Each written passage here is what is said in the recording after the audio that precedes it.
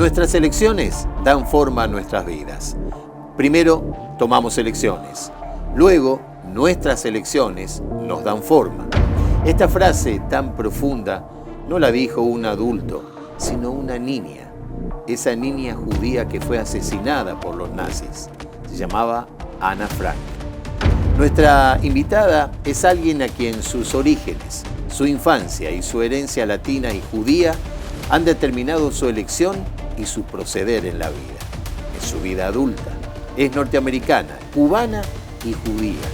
Nos place tener hoy aquí, en Tierra Santa Habla, a Stephanie Torres. Bienvenida, Shalom, Stephanie. Shalom, muchas gracias por tenerme aquí. Muchas gracias y bienvenida a nuestra plataforma. Hablamos de tus orígenes, tu familia. ¿De dónde proviene Stephanie? Sí, mi tatarabuelo de parte de padre vinieron de España, sus ancestros eran de Israel y terminaron en Cuba, igual que de parte de madre mía, igual.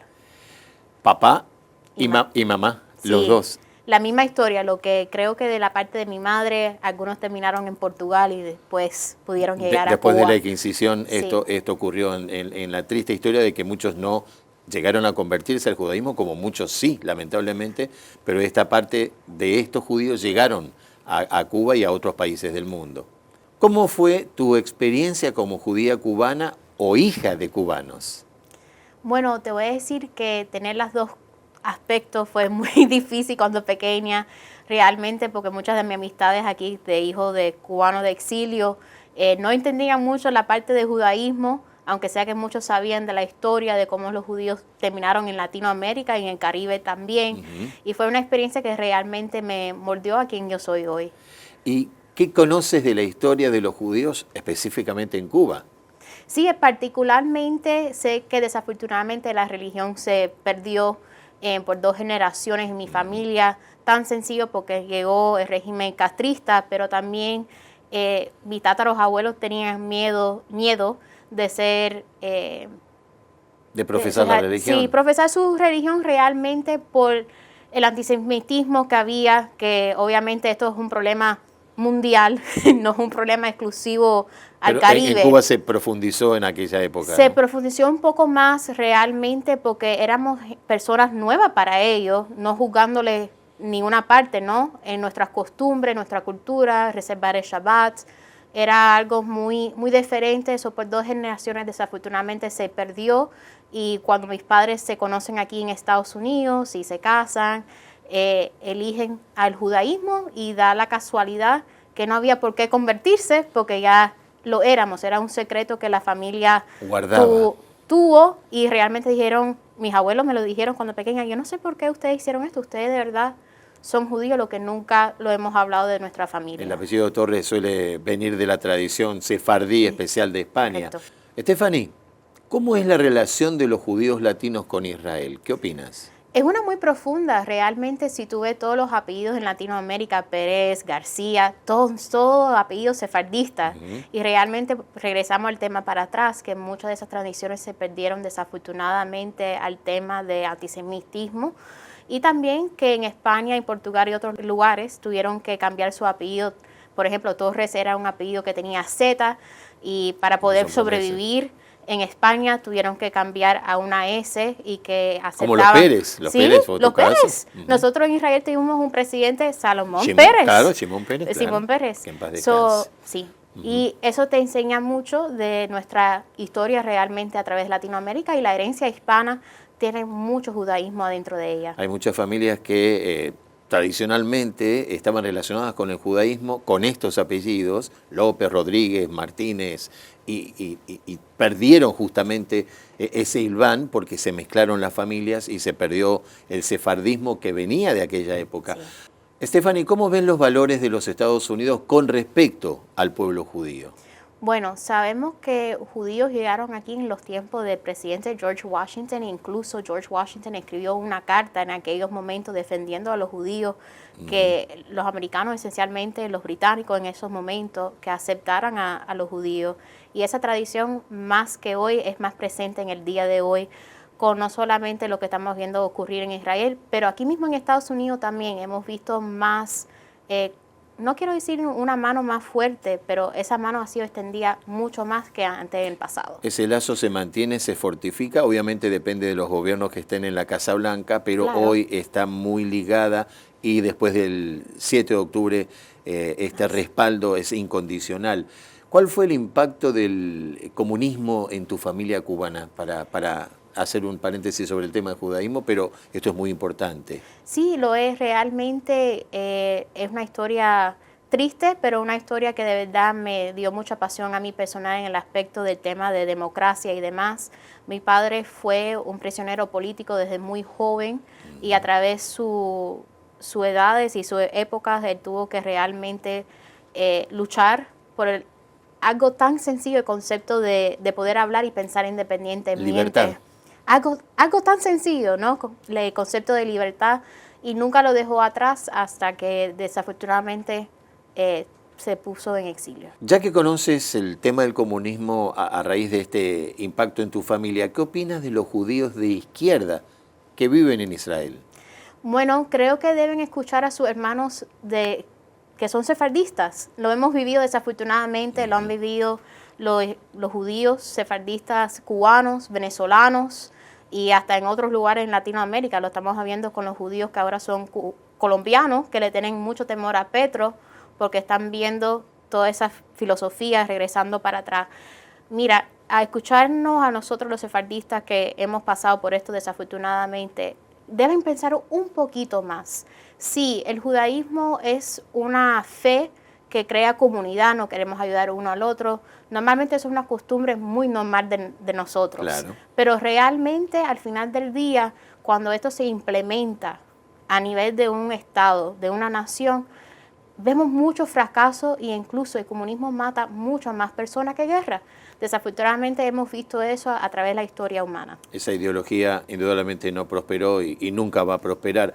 ¿Te gustaría visitar la sinagoga de La Habana en una Cuba libre, por supuesto? Tuviera que ser, porque desafortunadamente yo no soy permitida regresar en base al caso de mi padre, pero me encantaría especialmente ver las raíces, ver las tumbas de mis tatarabuelos que fueron a un cementerio judío, poder entender esa parte de mi cultura, poder ver obviamente lo que hubiese sido mi tierra. ¿De qué ciudad eran? Eran de La Habana. Como hija de latinos y de latinos judíos, y Miami como escenario, ¿has sentido discriminación alguna vez en tu vida? Tú sabes, nunca lo tomé como discriminación hasta que me di cuenta realmente lo que era, porque yo creo que cuando uno es niño no ve esa discriminación hasta que uno se va creciendo y de diferentes etapas de su vida. Sí, más en la universidad que cualquier otro lugar. Como ustedes, tengo mi estrella de David, nunca me la quité en la universidad, y como ustedes saben, y el público debe saber, en la universidad este tema de Israel ha sido uno muy caliente por muchos años en las universidades. Mucha ideología. Mucha ideología, desafortunadamente, que aunque sea que sea tu fe, eres equivalente a un nazi, que todavía no entiendo cómo eso se puede coordinar. Pero realmente una vez tuve en camino a clase un episodio. Y un estudiante me dijo que tenía que tener pena de tener mi estrella de David puesta, con muchas otras cosas más. Muy agresivo. Muy agresivo del tema. Y yo le dije, mira, yo siempre voy a respaldar tu derecho de expresarte, pero lo que tú estás haciendo, que me estás acusando a mí de ser nazi, es lo mismo que los nazis hacían hacia los judíos. Te doy la palabra que debes ir a investigar un poquito más de esa historia antes de usar esa palabra, porque yo creo que nosotros como judíos también nos tenemos que asegurar que esa palabra no sea tirada como agua. No debe ser. Muchas personas murieron, perdieron su familia, fueron crímenes horríficos. Una deshumanidad. Una deshumanidad seria que ¿En qué universidad estuviste? Estuve en Barry University católica, pero obviamente las personas pueden expresar su opinión, aunque sea que en la universidad yo me sentí muy apoyada por los padres y el sistema católico que había en la universidad, obvio, pero los estudiantes tienen su derecho a su opinión. Definitivamente, lo que ha pasado en estos últimos 2 años prácticamente con el tema del 7 de octubre ha destapado, ha explotado con el tema del antisemitismo y especialmente en las universidades. ¿Qué opinas de lo que está haciendo Trump con referencia a las universidades? Yo creo que él está haciendo lo que es correcto. A veces ser una persona moral cuesta un poco y hemos visto eso en esta administración que cuesta un poco en particular a la reacción que el presidente tuvo Había que a resolver Irán. este tema, definitivamente. Definitivamente, lo que ocurrió en octubre 7, yo creo que ninguno de nosotros vamos a poder entender. Te voy a decir de primera mano, yo he escuchado muchos testimonios de aquellos que han podido salir de las manos de Hamás, y hasta que tú no entiendes visualmente lo que pasó en ese día, uno lo puede ver en un video, los niños en los hornos, lo que le pasó a muchas muchachas jóvenes, desafortunadamente, las violaciones de ellas. Hasta que tú no escuches esa historia, te digo que es muy difícil para mí llorar en general, no que sea fría, pero escuchar ese testimonio de un hermano que quiso cambiar su vida, ¿verdad? Su posición para su otro hermano que tenía habilidades especiales. Claro. Y escuchar cómo él rogaba por su hermano y jamás no dejó. No era que Israel no quería, jamás no quiso hacer ese intercambio, y las condiciones de ese hermano comparado a su vida antes hasta ahora es algo inimaginable. Sumamente doloroso. Mencionábamos al inicio de este podcast con la cita justamente de Ana Frank. Para Stephanie, ¿cómo la ha definido la herencia judía, pero también la herencia cubana en las elecciones, en tus elecciones? Sí, bueno, primero tengo que comenzar que las croqueticas de jamón, desafortunadamente no la puedo tomar, algo tan sencillo, ¿no?, en mi vida. Pero te voy a decir, la historia y pasión por el concepto de libertad es algo que puedo transferir inmediatamente en mis decisiones. Obviamente la historia de libertad y la causa de libertad de Israel es una bien grande para mí, y también la causa de libertad de Cuba, aunque sea comunismo contra el derecho de existir, al final los dos están luchando para el derecho de poder vivir, los dos, ¿no? Y eso ha sido un concepto que he llevado conmigo, aunque sea que son tradiciones diferentes, como te acabo de decir, hasta una croqueta de jamón, ¿no? No la puedo coger, pero de pollo sí. Eso ha formado que yo sea una persona muy balanceada, obviamente siempre tratando de buscar ese balance perfecto en mi cultura cubana, que es lo que llevo más cerca de mí, ¿no?, por herencia de mis padres. Claro, y los y abuelos. obviamente la herencia esa de mis tátaros abuelos, y regresar a esa herencia. ¿Y cómo ves el futuro justamente, Stephanie, de la comunidad judía? ¿Tienes esperanza de que algún día seamos aceptados libremente sin tener que enfrentarnos a estos temas tan dolorosos? Mira, yo creo que este tema es bíblico para nosotros, lo vamos a tener que seguir tocando este tema hasta los tiempos de Hashem realmente y de nuestro Mesías. Pero quiero decirte la verdad, yo veo que esta conversación en Estados Unidos ha llegado a un punto que la comunidad judía no debe tener temor ya de antisemitismo. Hemos llegado a un punto donde tenemos una administración también que defiende el derecho de las dos partes, de que hablen de su punto de vista también, porque vamos a hablar de los palestinos, un ejemplo.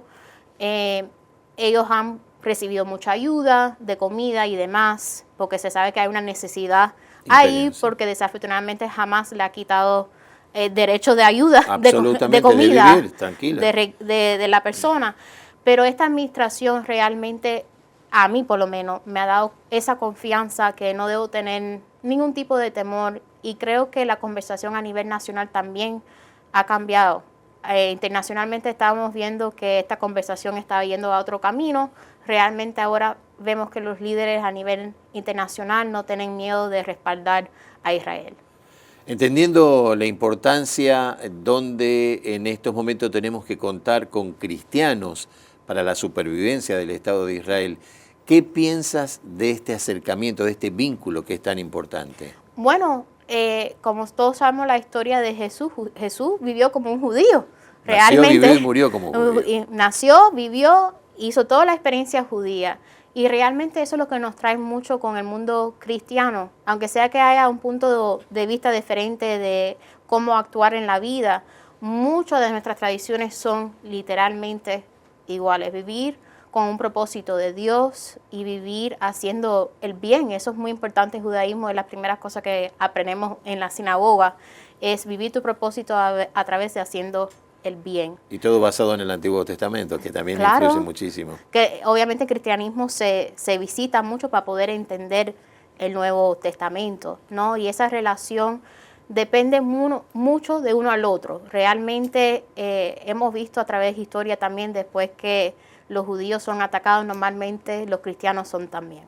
Stephanie, muchísimas gracias por haber venido a visitarnos hoy, compartir tus experiencias como judía, como joven en una ciudad metropolitana como es Miami. Así que una vez más gracias y la palabrita mágica, Shalom. Shalom. Gracias por haber venido. Gracias. Esto es Tierra Santa Habla con Aarón Glantz.